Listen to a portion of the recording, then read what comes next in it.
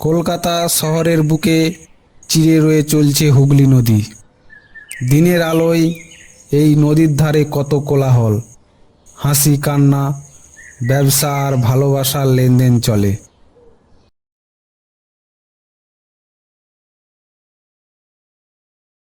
কিন্তু রাত 12টার পর ঠিক যখন শেষ লোকটাও ঘাট ছেড়ে যায়, তখন ওই শহরের এক একটা ফেরিঘাট যেন অন্য এক পৃথিবীর রূপ নেয়। বাবাই কলেজের 3rd ইয়ারের স্টুডেন্ট, ফটোগ্রাফির শখ, রাতের শহরের নিঃসঙ্গ রূপ ক্যামেরাবন্দি করাই তার নেশা। বাবাই তার ক্যামেরাটি নিয়ে বেরিয়েছিল শ্যামবাজার ঘাটে গিয়ে রাত 12টায় ফেরিঘাটের ছবি তোলা। ঘাটে পৌঁছে সে দেখল অদ্ভুত নিস্তব্ধতা, চারপাশে কোনো মানুষ নেই, শুধু একটা ঘোলাটে আলো মাথার উপর ঝুলে আছে।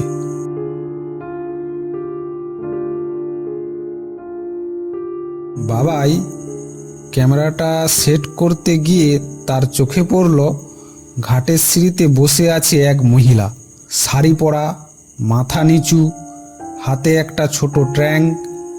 আশ্চর্য, এত রাতে এখানে বসে কি করছে?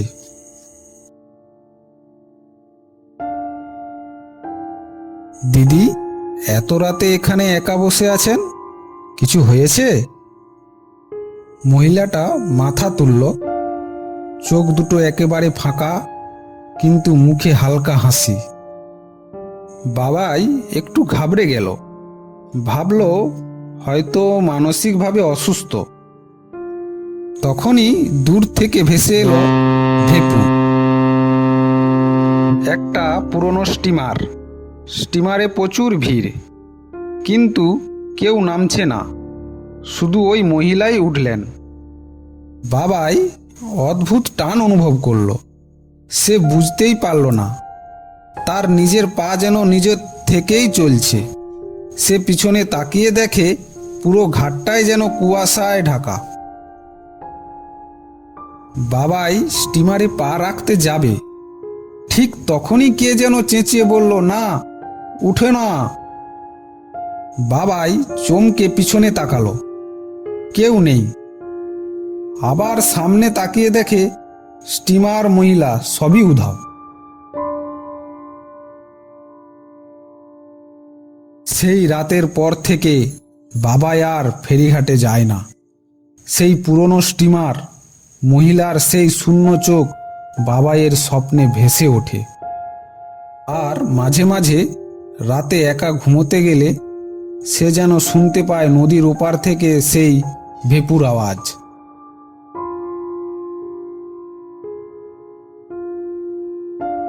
কিছুদিন পর সে আবার গেল সেই শ্যামবাজার ঘাটে। দুপুরবেলায় ঘাটের এক পুরনো চায়ের দোকান আছে, সেটা একসময় তার কাকাবাবুর বন্ধু ছিল। আচ্ছা কাকু, এই ঘাটে রাতে কি কিছু অদ্ভুত হয় কখনো? সবাই জানে, কিন্তু কেউ বলে না। কি হয় এখানে রাত 12টার পর? 1 বছর আগে রাত 12টার ফেরিতে যাত্রীরা যেত। একদিন এক মহিলা ও তার ছোট ছেলে শেষ ফেরিতে উঠেছিল। সঙ্গে ছিল ছোট ট্রাঙ্ক।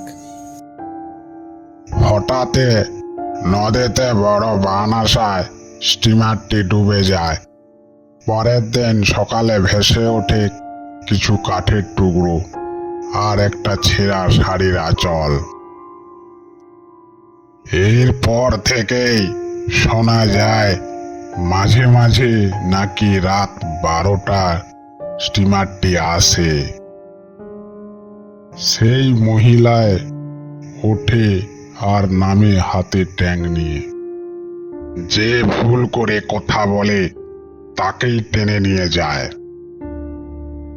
বাবাই স্তব্ধ হয়ে যায়, তার শরীরে কাঁটা দিয়ে ওঠে, তবে সে হাল ছাড়ে না। সে আবার যায় সেই সময়, ক্যামেরা সেট করে। এবার সে ঠিক করেছিল ভিডিও করবে। ঘড়ি 11:59 বাজে। চারপাশে নিস্তব্ধ। হঠাৎ নদীর ওপার থেকে একটা আলো ভেসে আসে। সেই স্টিমার এসে দাঁড়ালো ঘাটে। কেউ নামেনি, শুধু সেই মহিলা, ঠিক আগের মতো।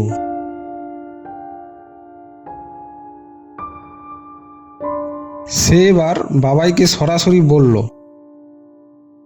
বাবাই ঘুরে পালাতে চাইলে দেখে পা নড়ছে না, তার শরীর জমে গেছে।